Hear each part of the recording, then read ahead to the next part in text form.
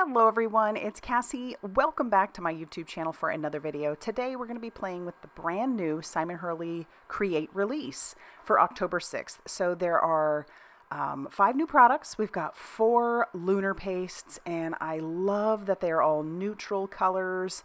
Those colors are Cookie Dough, GRRR, Shady, and Weeping Willow. They're all beautiful, add to the collection so well, and we will be swatching those out.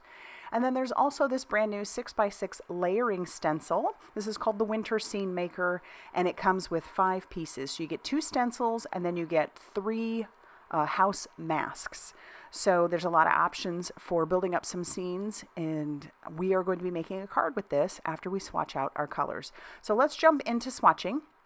I've gone ahead and prepared my paper and took off all the packaging on our different colors. We're going to start with Cookie Dough. Take a look at that. It's this beautiful neutral off-white color, and it's fabulous. And so what I like to do is I like to put it on black cardstock, and I like to put it on white cardstock. And then what I'll do is just use my fingertip to kind of spread that color out just a little bit so you can kind of see what that looks like when it's blended just with your finger, because that's also a technique. There's lots of different techniques to use these lunar pastes for, but that's one of those techniques that is a lot of fun. I know you've seen Simon Hurley do a lot with just spreading it with his fingers, and so then you can kind of see how that's going to look when it's spread out on those different colors or different types of cardstock. Now we're moving on to GRRR, which is a brown color, but I think that with that iridescence, it looks like a bronze. It is absolutely stunning. I think this goes so well with the copper color that was just released last month. And yeah, so I love how shiny these are, how creamy these are. I have had them since they have come out, and I know some people are like, well, I want to kind of hold off because I'm not sure about how those will dry, or if they'll dry out. I have not had a single issue with that, and I'm a huge fan of these lunar pastes. Our next color is Shady, and that looks like a pewter color. It's gray, but it's, oh golly, it's so stunning on both the black and the white. I think I'll be using this one on lots of different projects just because I love that pewter look. It's not, I mean, it's silver-ish, but it's darker, and it's just stunning. Even more stunning in person, for sure. And then our last color is that Weeping Willow, which is a beautiful chocolate brown color. And I think that rounds out these neutrals perfectly. I love that they decided to come out with 4 neutrals. I think neutrals are something that you always need, right? And we're going to use the Cookie Dough later on when we make our card. But yeah, take a look at that. Oh, it's so rich and beautiful. And it's dark, so on that black cardstock, it doesn't show up as well, but you can definitely see it because these are opaque. But it looks so good. And that shininess, again, yeah. Yeah, so if you are new to lunar pastes, I definitely recommend maybe picking up a neutral just to kind of see what you think, and definitely maybe a color or two because there are so many beautiful colors. And I'll show you that in the end. I'm going to show you how these compare to all the other colors that are out there. I think the only ones I don't have are the gold and the silver. But take a look at how beautiful those look on that white and that black cardstock. Gorgeous. All right, so let's jump into making our card. We're going to double up our speed here. I've got a piece of blue cardstock that measures 4 1/4 by 5.5 inches, so this is going to be an A2 size card. I've brought in my Midnight Snack dark blue Simon Hurley Create ink, and we're just going to blend right on the edges of 3 of these sides. The bottom isn't my big concern. I'm trying to make a nighttime sky.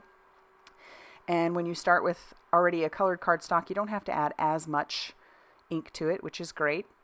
Then I'm going to bring in one of the stencils from that winter scene, and we're going to make some trees. So I'll put this down on my Tonic platform, and then I'm going to grab out a blending buddy, and then my fake plant Simon Hurley Create ink. And that green shows up so nicely on this blue cardstock, a lot nicer than I thought it would.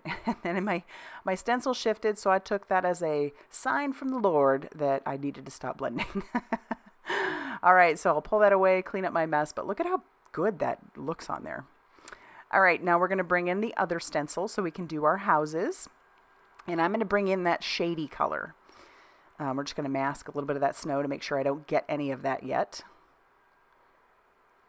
And like I said, that Shady is a dark gray. It's perfect. It's almost black on here because I blend it enough. And that is a nice thing about the Simon Hurley Create inks, is that you can layer them up on top of each other really nicely to create darker color of whatever color you're using.